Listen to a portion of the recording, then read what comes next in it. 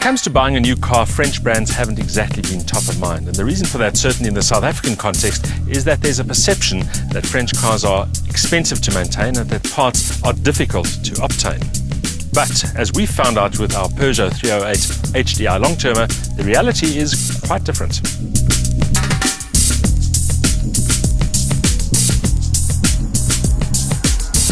The 308 is Peugeot's contender in a market segment dominated by the Volkswagen Golf and closely contested by a myriad of other C-segment hatchbacks, including the Toyota Auris, the Renault Megane, the Hyundai i30 and the Opel Astra.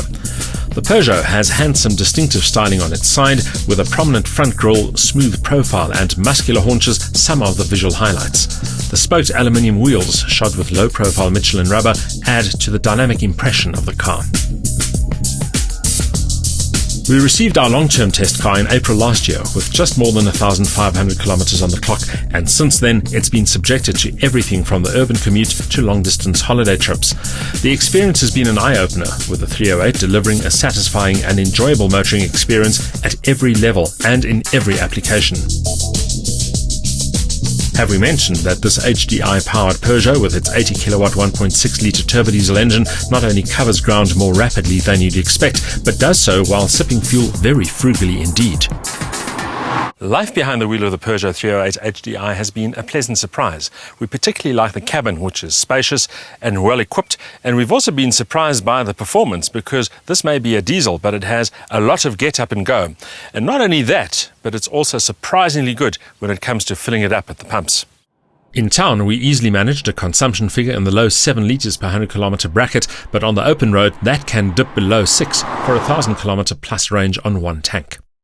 The interior is nicely kitted out with smart cloth upholstery for the sculpted, comfortable seats. Quality materials, subtle brightwork and a focus on ergonomic detail also contributed to make our time behind the wheel of the 308 a pleasant and enjoyable one. The equipment list is comprehensive, with most of the vital mod cons including electric windows and mirrors, climate control, decent sound and a trip computer. The cabin has withstood the rigours of a year's usage well, and it still looks as smart and feels as solid as when new.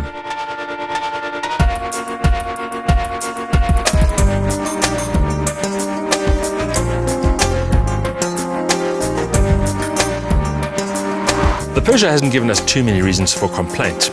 The diesel engine is probably not the most refined, and there's a fair amount of clatter at startup. And talking about diesel engines, this one really needs low sulfur 50 ppm diesel to work at its best. If not, you'll find, like we did, that the particulate filter gets clogged up and the car goes into limp mode. For the rest, a very satisfying car. I suppose if we owned this, we might be a bit concerned about resale value, which is still an issue, not only with Peugeot, but with French cars in general. But I do believe that's getting better. And our experience is that it's well worth investigating, certainly even as a used car.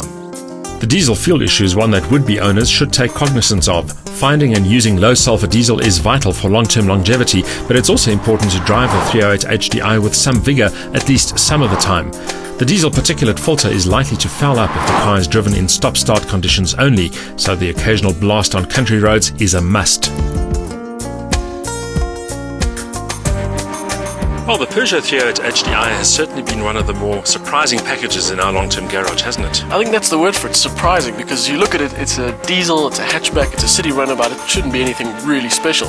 And you expect it to be fuel efficient, which it is, but it actually is a lot of fun to drive. I found myself really enjoying every moment in that car. And that's really the clue to the Peugeot 308 HDI's appeal. It doesn't have the outright verve or the presence of the hot-hatched GTI, but it's so competent and so effortless that driving it remains a pleasant surprise regardless of how and where. Having spent a full year in the company of the Peugeot, there are a lot of reasons why we'd recommend this vehicle to would-be buyers. It's not only attractive, but it has a spacious and well-equipped interior. It's a great all-rounder that's superb on the open road, but also does well in a commuting role. In fact, if this is what French cars are all about, we don't really understand the prejudice against them. Our logbook paints an attractive real-world motoring picture with an overall average consumption in the low 7-litre bracket and equally impressive running costs. The 308 emerges as an excellent all-rounder, offering a combination of space, comfort, performance and economy that's top class. It proves that the Peugeot brand is underrated.